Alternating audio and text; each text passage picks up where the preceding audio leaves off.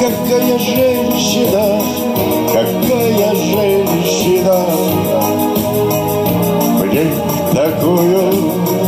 Шараның максаты үткәннән алып бүгенге көнгә кадәр республиканың аерым алганда Зәй районының төрле өлкәләрендә зурулыш керткән хатын-кызларын барлап халыкка җиткерү.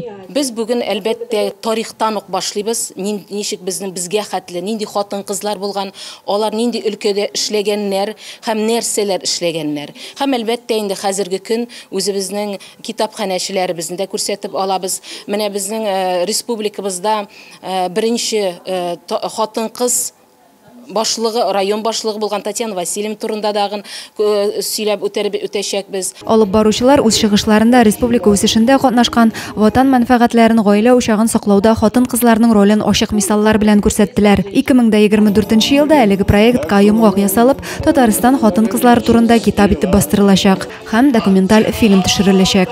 Адилә Борханова, Денис Ипатов, Зәй хәбәрләре.